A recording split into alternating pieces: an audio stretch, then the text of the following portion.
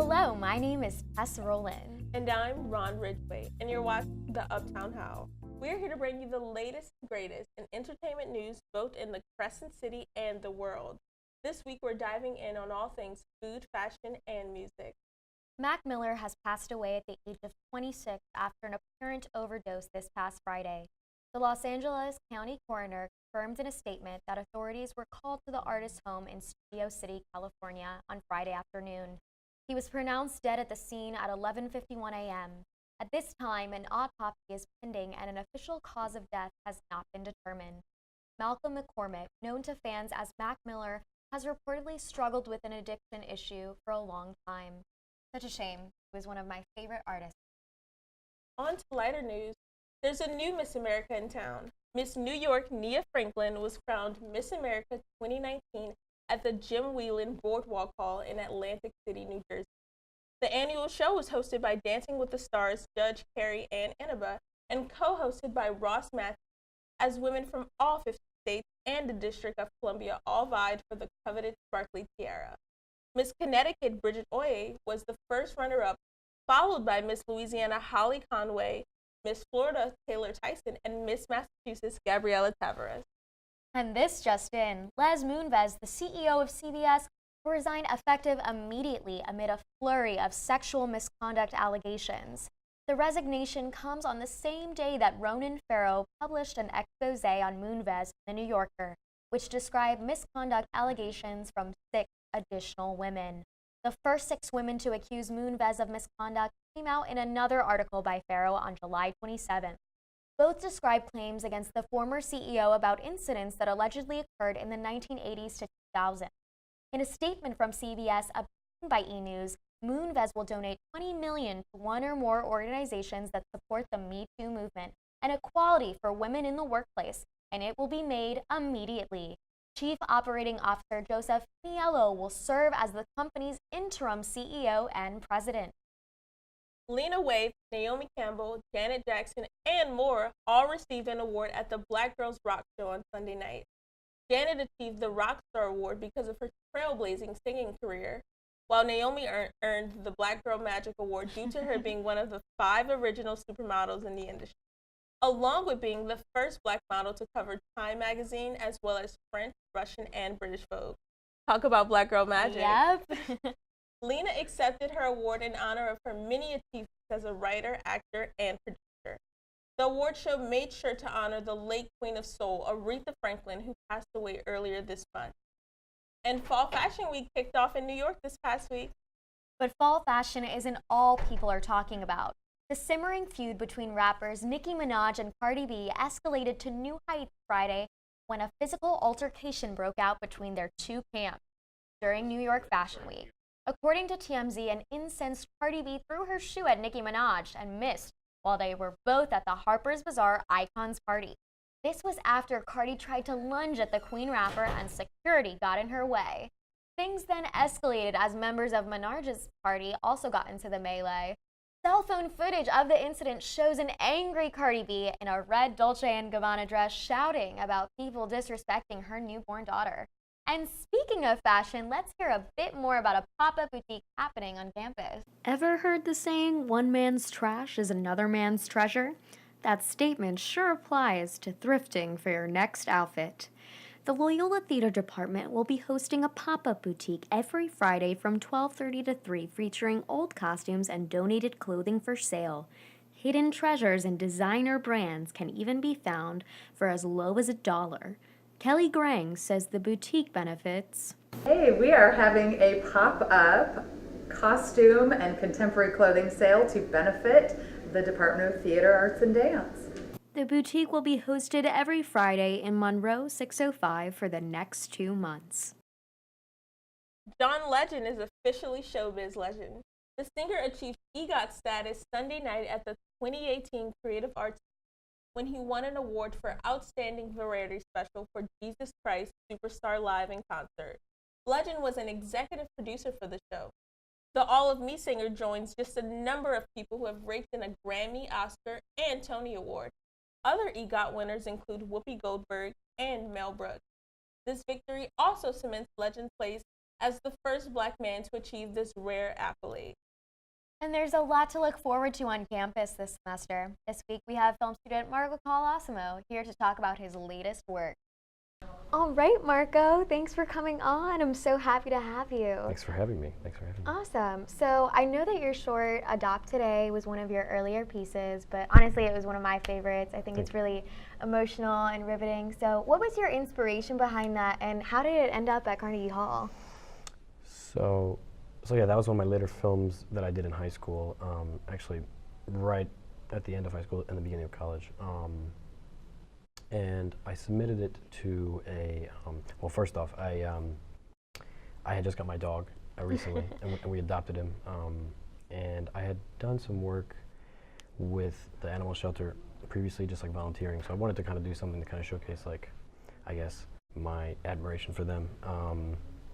So I did this PSA basically just about this dog that gets abandoned and then gets adopted by like a little girl.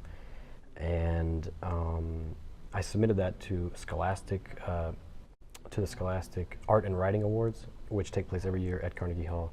It's a really fantastic award ceremony, and like you get to go to New York, and they put you up in a hotel. Well, you actually have to pay for the hotel, but they suggest a hotel to go to, and then you get to, I guess, see a bunch of films showcased on screen in Carnegie Hall, and then you get presented like a medal and stuff like that. So it's really, really, it's a really fun experience. Oh, Really fun awesome. experience, yeah. So how did you feel that you kind of grew as a filmmaker since coming to Loyola from that experience, which I thought was, you know, great work already. So how do you feel like you've grown as an artist since coming to Loyola? I'd say, so I did 4 years of high school at an art school in town called the New Orleans Center for Creative Arts. So I had already had a really nice technical grounding of I guess, the technique and mechanics of filmmaking. But what I really didn't get, obviously, because it was from 14 to 18, and there's a lot you can learn in high school, of course. There's so much you can learn in high school, but the college experience, or just being away from, I guess, graduating from high school, going into a new world, where you're sort of on your own and you're independent, teaches you a lot, and it's not necessarily what I've learned from the film program, which I'll get to, but like I think just having the college experience in general has really helped me grow as a person and as a storyteller. I've got my feelings hurt. I've been in a lot more tough situations. I've been thrown in a dark hole and had to crawl out a little bit, more often than in college than in high school. So I think that was really the biggest growing experience. And I think in the Loyola program in general, I've got to meet people from all over the world, really, and particularly all over the country, that share a similar aspiration that I do of making films and of telling stories. And I think that was really the biggest experience. And of course,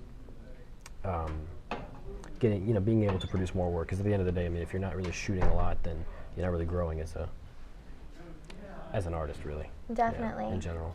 Yeah. And another one of my works that I really enjoyed of yours was In Thick Air, about the soldier on the front line. So did you write that and edit that and direct that? What was your role in that? Cool. Yeah. So for In Thick Air, that was my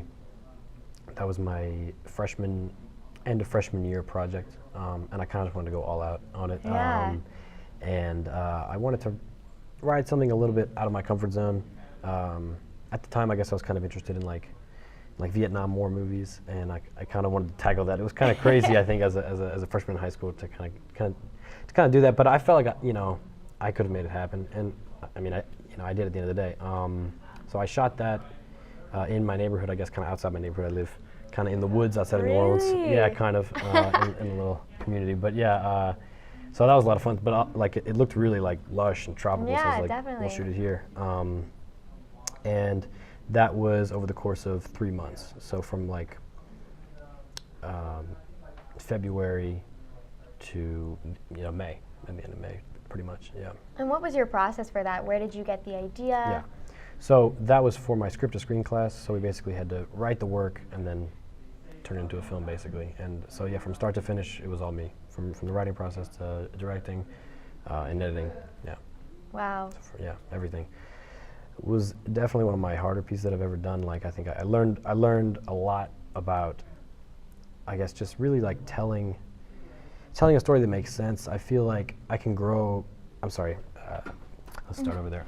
So, yeah, I think that project really taught me about being really concise with your story, because, you know, no matter how nice the film looks or how good it sounds or how well it's edited, if the story's not there, it kind of falls flat. And I think that really was left a little bit more to be desired from the story.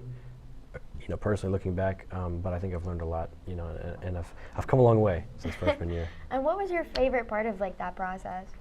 Just like being on set, directing my actors, working with everybody, you know, working with the crew and trying to, you know, figure out some tough situations. And if you watch the film, there's certain sequences in the rain, you know, trying to figure out how to shoot in the rain and still make it look really nice and keep everybody calm and all the equipment, you know,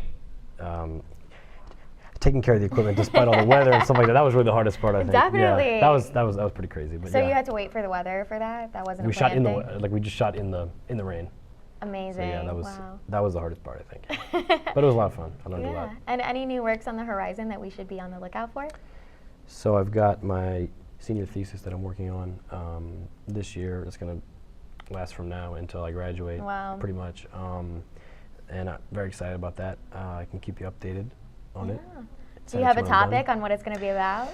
Yeah, so I guess I could pitch it to you, or I'll just kind of summarize. So it's basically about this woman who's like really lonely in her apartment, and she's trying to like fix her oven for a specific reason that we find out, and she ends up making an unlikely connection with the musician who's playing the holding music on the line, like, you know, like when you call and like they put you on hold and there's music, right? So there's like a musician playing the music and they kind of like form a little bit of a bond.